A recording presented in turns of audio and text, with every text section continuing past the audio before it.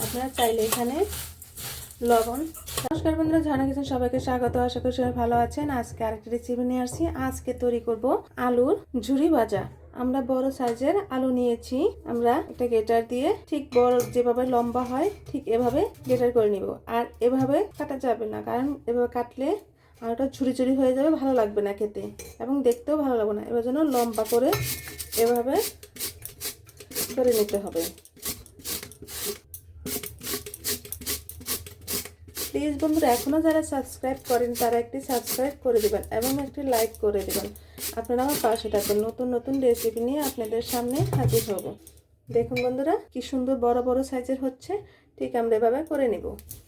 দেখুন বন্ধুরা, আমরা একে একে সব কয়টি আলু এভাবে গ্রেড করে নিয়েছি।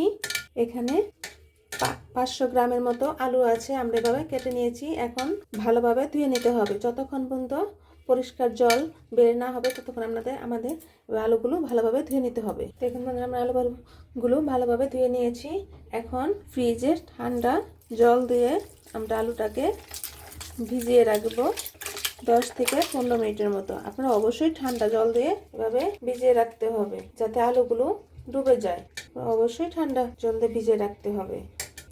এখন আমরা এখানে বরফের টুকরো দিয়েছি। দেখুন বন্ধুরা, আমরা 15 থেকে 20 মিনিটের মতো রেখেছিলাম। কত সুন্দর দেখাচ্ছে।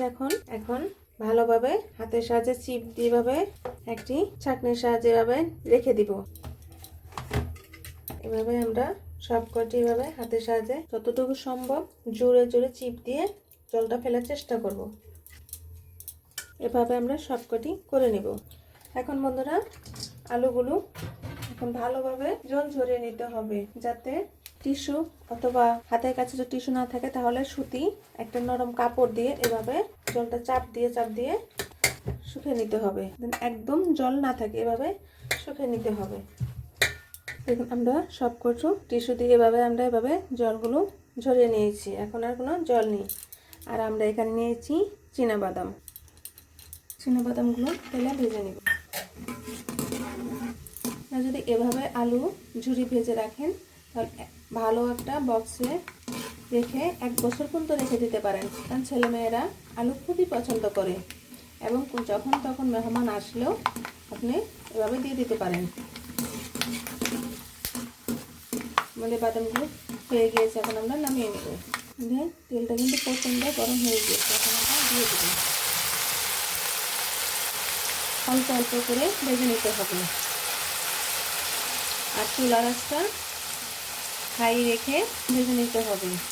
আর যদি লোতে রেখে ভেজে নেন তাহলে আলুগুলো ভালো হবে না, মুচমুচে হবে না।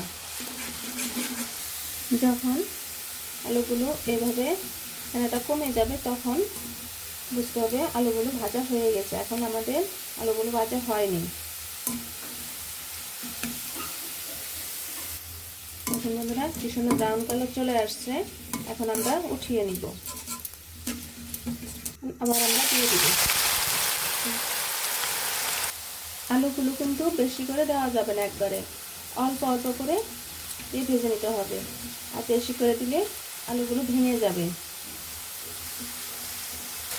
এভাবে আমরা সবকটি ভেজে নিব।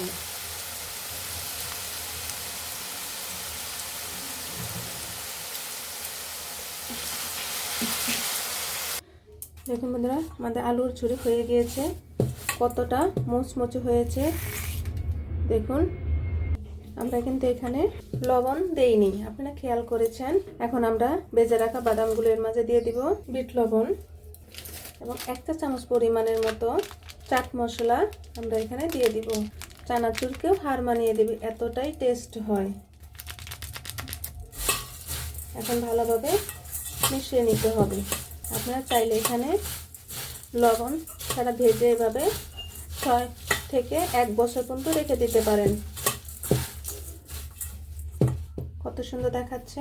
ভিডিওটা দেখার জন্য ধন্যবাদ। Thank you.